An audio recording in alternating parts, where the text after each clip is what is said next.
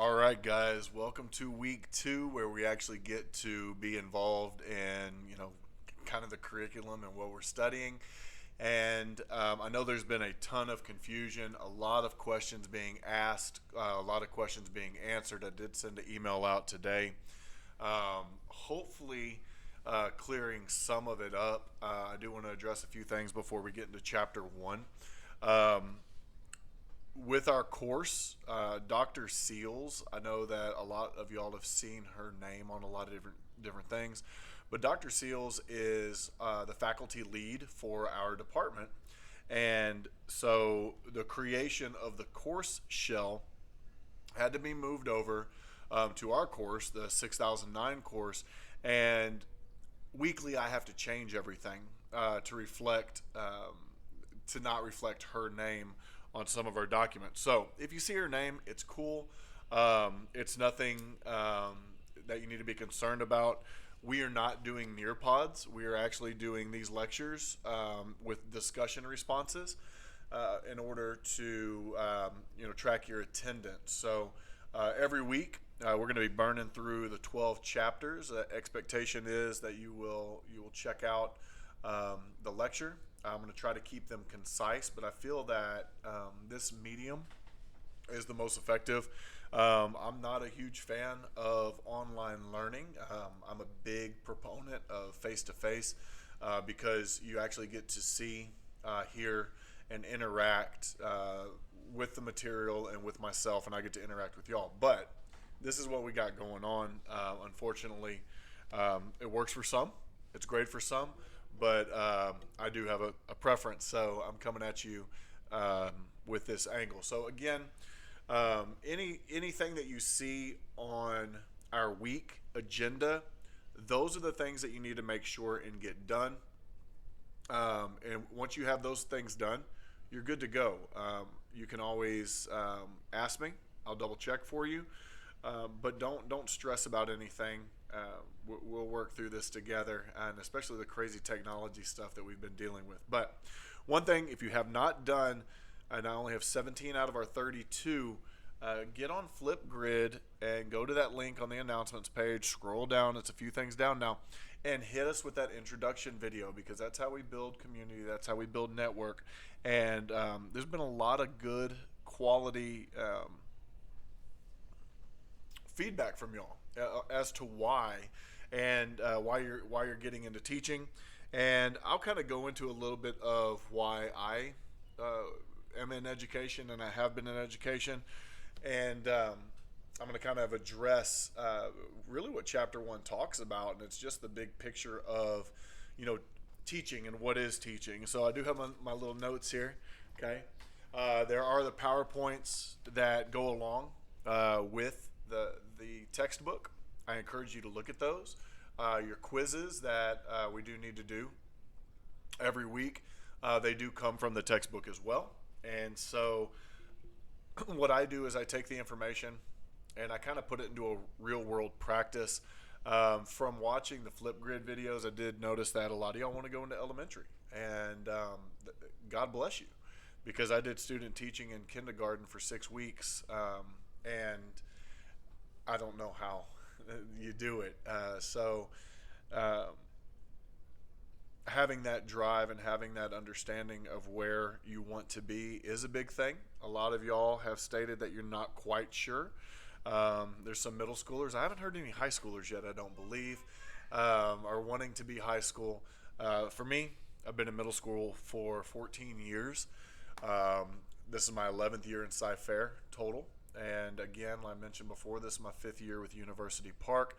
First semester fully online, so it is a little bit of a learning curve for me as well as it is for you. So anyway, I take the chapter material, I kind of give you a real world view, a real world look, and I want you to be able to have solid takeaways. And that's what the discussion reflection weekly is going to state, that I want to see what you took away. What were the aha moments? What were the questions that you have, and what were the standout things? Where has your mind changed? What has really shifted your thought about education? And then we can drum up good discussion. On Tuesdays, we still have our WebEx. It's not mandatory, but at 5 o'clock. That time seems to work pretty well with everybody. Last week I was unable to record it. It didn't give me the option. I apologize. I'll try to get that figured out so we can get those popped up, because questions get asked and they do get answered in that WebEx meeting. We also cover the things that you need to do for the week, so you can basically have a checklist and be able to stay organized. So, let's see. All right, let's get to it. So, in chapter 1, chapter 1.1, I don't go through all the sections. You'll see that. I kind of fly off the cuff. You have access to the book. You should have the book. You have access to the videos online that are associated with the book. You have access to the PowerPoints that are associated with the book. Do not take what I say as that's all that is available. This is supplemental. This is to motivate. This is to drive. This is to give you real world, again, thoughts. So why teach? That question always is a big question, and I like to ask the question, why on earth do you want to get into this crazy profession? Historically, we are underpaid. Historically, we are kind of the bottom of the blame barrel as far as pretty much anything.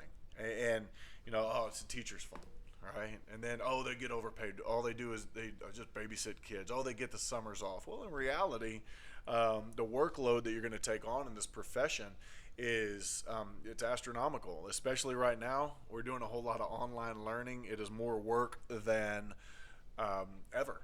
And so, just trying to figure out. Now, this is not going to last forever. We're hopefully going to be going back to face-to-face classrooms with the blended learning model and really kicking up that 21st century technology aspect, as they like to call it. But in reality, there's such a huge shortage of teachers right now because people take the profession for granted.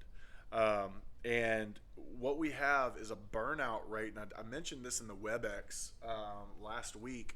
The burnout rate is increasingly shorter. So it used to be said, 5 years. 5 years is your threshold. If you're going to burn out, it'll be before 5. If you are going to make it in the profession, it's after 5. So if you have the ability to make it 5 years, then you're good. You're solid. You're solid in your career.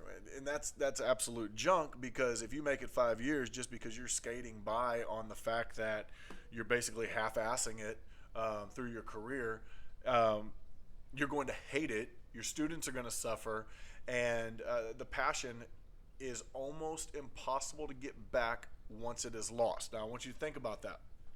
When I was looking at y'all's introduction videos on Flipgrid, passion is one of the words that I heard the most, and it's passion for kids. Once you lose that passion, it's almost impossible to get back. You become bitter. You become very stoic in your processes. You don't plan. You don't push forth, and you burn out, and you quit.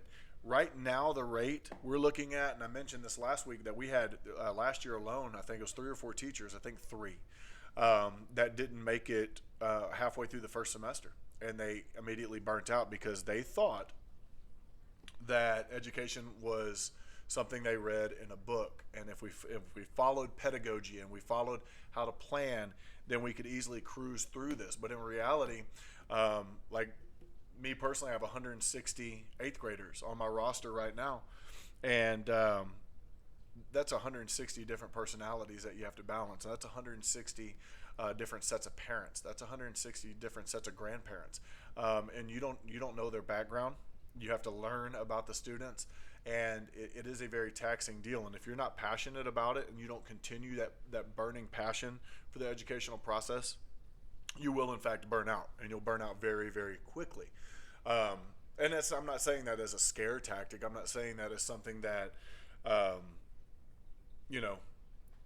if you hit a threshold, then you'll be fine. It's a matter of taking every single day and walking in with a smile. It sounds very cliche. I mean, it's insanely cliche. But I get accused of being crazy the majority of the time because I like to laugh. I like to smile. I like to make the best out of all situations that I'm in. And yeah, I get frustrated. I get extremely frustrated, but I know that my influence through my passion is higher and is more important than the frustration that I'm feeling at that time. So we have a shortage of teachers, and you're not going to become a millionaire doing this, okay?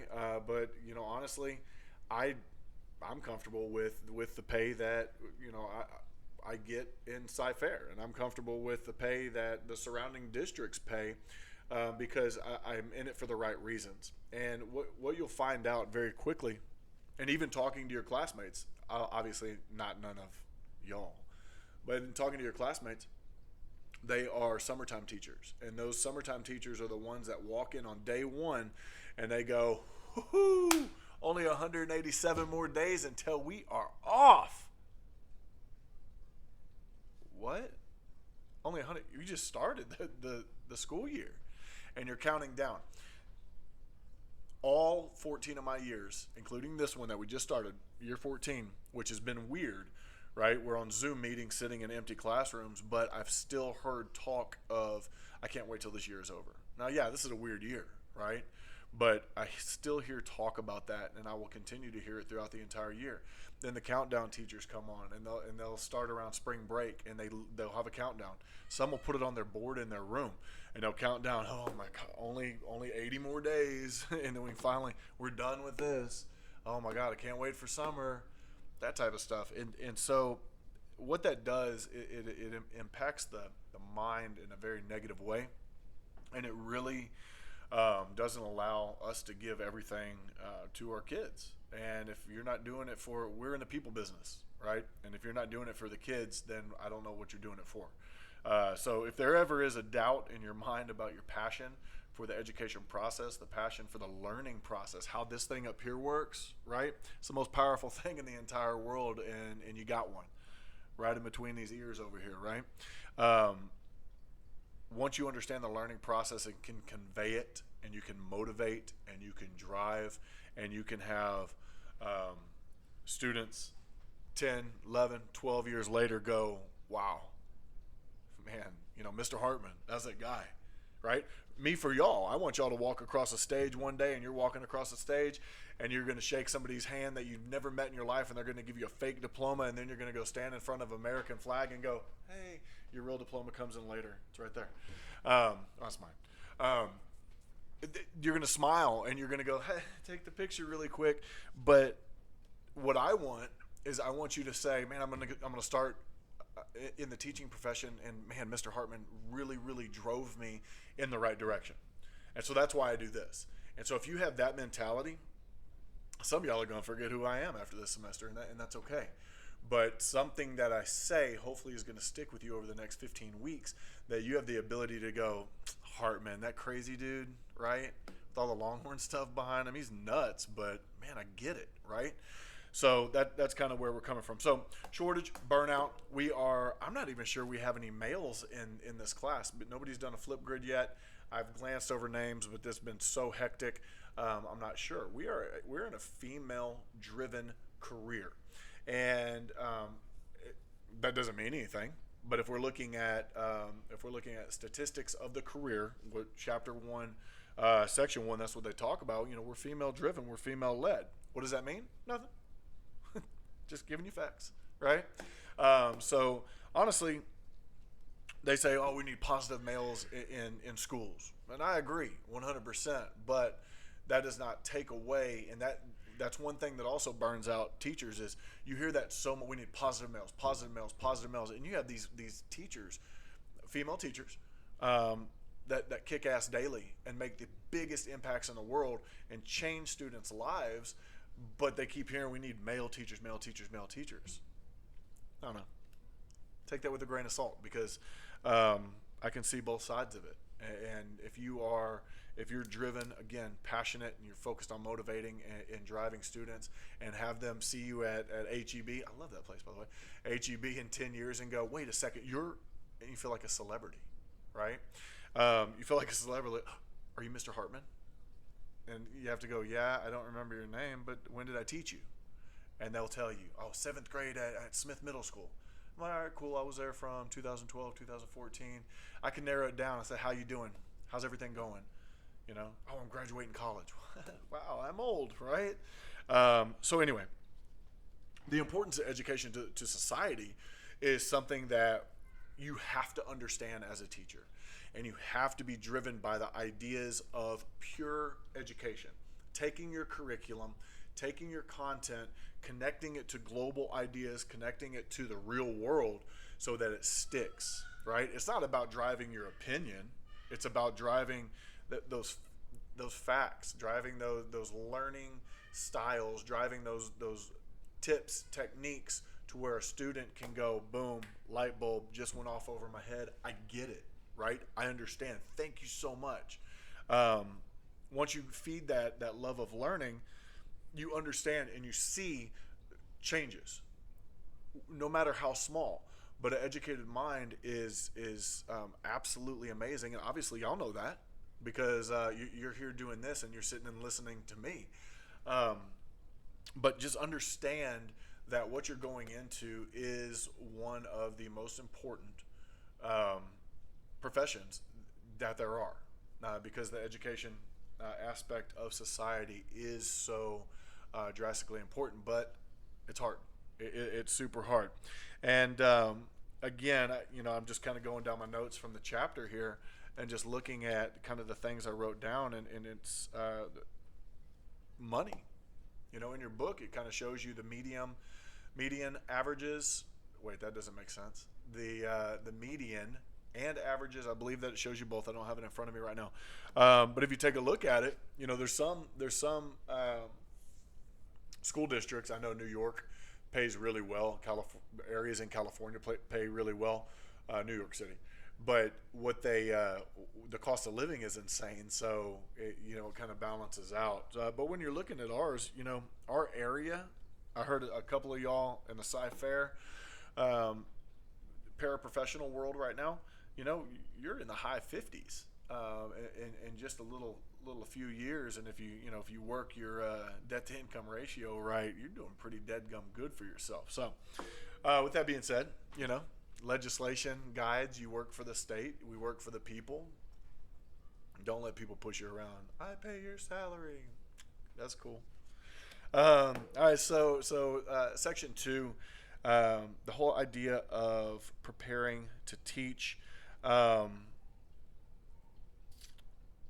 There's 2 different ways to do this. You're doing it the standard way right now, going through getting your associates of arts. You're saving a ton of money by doing it with us at University Park, and we are top tier. I mean, we're up there, and so it's good that y'all are here and y'all are getting that associates of arts in teaching and education, the intro, so that you have the ability to move on and go get that 4-year degree, take your tests, and get prepared to teach. So there's pros and cons.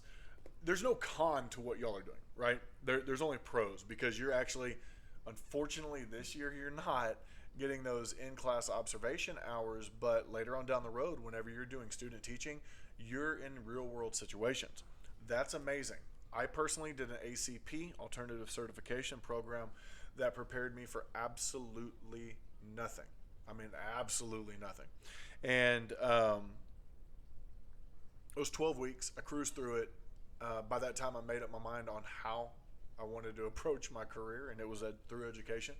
And Alternative Certification Program. Pros, it's quick and it's easy. Con, it prepares you for nothing. I walked in day 1, and I had no honest idea how to manage a classroom, how to go about, curriculum. I was given a scope and sequence. I didn't even know what that was. So I went through the textbook, and until a teaching partner of mine, he said, so what unit are y'all on? We're weeks in. I said, American Indians. I was teaching 8th grade history. American Indians. He goes, why are you teaching that? I said, it's in the textbook. He goes, oh no. And so he kind of took me under his wing, explained what a few things were. But you don't really get that in alternative certification programs. So again, standard program, hit this associates, get your bachelor's. get the proper training, which y'all are doing, and it's well worth it. Now, I'm not saying ACPs are bad. I did it, and I'm highly successful. I'm very good at it, and that's not a cocky statement. It's a statement that comes from seeing success in young people, seeing success in college students, and so don't think I'm saying that ACPs are terrible. Just looking at the comparison, seeing what we talk about in the textbook a little bit, and then the whole idea of diversity. I teach in my Education 1300 course the whole idea of a global economy. And so now our economy is completely global. You deal with countries unless you are just coding in your basement and you're on a computer just typing ones and zeros. I know there's more to it for my computer people. But we deal with so many different cultures, so many different races, so many different religions, so many different creeds, everything, right? And so being able to grasp the idea of true diversity, now it's not just simply race. And when we hear diversity, we think black, white, brown, purple, blue, whatever it may be. And that's not the situation. Diversity very simply means differences. And so what you have to understand is in a class of 30, right? Okay, we're punching out at 32 in some of our classes right now. But what you have to actually grasp and what you have to understand is in that class, you're going to have 32 very different human beings that you have to reach on a very different level. They have different backgrounds. They have different social upbringings. They have different economic statuses. They have all of these different things that you have to be able to grasp and understand. And I'm going to tell you, it's tough whenever you get information on a student and you're like, oh my God, how is this even possible? How is this young human being going through these things that are different from others, right? There's good, there's bad, there's ugly. You will want to cry, you will want to celebrate, you will want everything in between. That's also what makes education a very, very rewarding profession to be in. Skip ahead to 1.4, 1.3, read about it, it's good. But 1.4, the whole idea of teacher professionalism. Now, in looking at this, I wanted to briefly talk about it. The big one that I wanted to bring to this lecture is the whole idea of why teach, and we talked about that. But teacher professionalism, the number one thing is putting students absolutely, unequivocally, number one. It's not about you. It's not about Christmas break. It's not about spring break. Of course, that one, spring semester, is terribly long, so that is a welcome break. It's not counting down to the summertime and then dreading starting again. It's literally about the influence that you have. It's the structure that you have on not only your students, but every student that you come in contact with. You need to be an advocate for students. You have to be the voice for those that are technically voiceless, especially y'all's younger kids. For those that want to be in elementary, be an advocate, okay? Build relationships. Professional relationships mean the world to young minds. Being a lifelong learner. One of my biggest things is reflection and kind of looking back. A lot of people journal. That's good. A lot of people just write notes in a calendar, in a planner. That's good too. But the only way that you can grow as a professional, and I don't care what world you're in, is to reflect what worked, what didn't work, and what are you going to do different. Because if you don't ever change anything, you're never going to grow. It's like this semester here. You may be struggling because we've had some tech issues in here. I don't know what other classes you're taking. Maybe you're overwhelmed at this point. Maybe you're like, I'm so unorganized. Well, if you just continue to be overwhelmed, if you continue to be unorganized, if you continue to be disheveled, then your entire semester is going to be that, and you're going to build habits of the negativity. And so whenever I look at that whole idea of reflecting to grow, it's becoming truly a lifelong learner of wanting more and wanting. I didn't even learn how to learn until I was about 20. And I was kind of forced into it my second stint in college, the one that actually took, and I learned. I taught myself how to learn. I didn't have anybody telling me how to learn, and I'll do a lecture on this and give you all a little bit of feedback of how the brain works and how the learning process happens. I have so much useless information up here. It's actually, some of it's really useful, I imagine. But the whole idea of continuing to grow, continuing to know things, being able to walk up in a conversation and join in is huge. It makes you a better teacher. It makes you a better educator as a whole. It makes you a better motivator, an influencer, whatever it may be. But kind of what wraps a teacher's professionalism whole, that's my belief now. That really, the lifelong learner and understanding the reflection for growth is very pivotal. So one of the things that I want you to think about is whenever you get in the classroom, and trust me, it'll be quick. This stuff flies by, and you'll be in the classroom. And I know some of us are fresh out of high school, and some of us we're saying, "Hey, let's change careers. Hey, let's go back into the work world." I know some of y'all have been at home raising kids, and I think that's phenomenal. I would love to do that, but I also like a roof over my head. So I want you to think about this. Is a saying that I always talk about, and it's you're educating today's tomorrow. And yes, it sounds very cheesy, very cliche, but truly, you are educating those that are going to be in charge, the leaders of tomorrow. And if you take that understanding, it's not, oh, I'm just teaching them, U.S. history, and then they're going to go to high school, and it's not really going to matter. It matters more than you will ever know. I want you to think back on a teacher that influenced your life. Mine was my fourth grade teacher, Miss Hawksworth, and I was in trouble all the time, and she truly never gave up on me. I'm still in contact with her today on Facebook, and we follow each other, and we share celebrations. Another big influence on my life was my assistant principal in high school. He suspended me. He threw me in ISS. He put the board on me. He did everything that he could, but he never gave up on me. And those type of influences, that's who you need to be, because they shaped, as troublesome as I was, they shaped me as an educator. And if I would have been in a different world, if I would have went somewhere else career-wise, they still would have shaped me. So understand that you're educating those that are our tomorrow. And keep in mind, the success in this field is not given, and you're going to struggle. You truly have to earn it. And so with that being said, that's my breakdown of chapter 1. Make sure that you go onto the discussion, scroll all the way down, and you will see, I think it's 3 or 4 little prompts that you need to respond to. The instructions are on there. You have until next Monday to go ahead and get those discussions done. The quicker you start the discussions, the quicker that y'all can have some good solid discourse. We're not doing groups. I accidentally left that on. That's a Dr. Seals thing. She likes to do groups. I want us as a whole community to be able to share. And so with that being said, make sure it's never too late to get stuff turned in. So make sure that you are on top of stuff. Do not get behind. Make sure that you are already starting to do your 16 hours. Do not round up.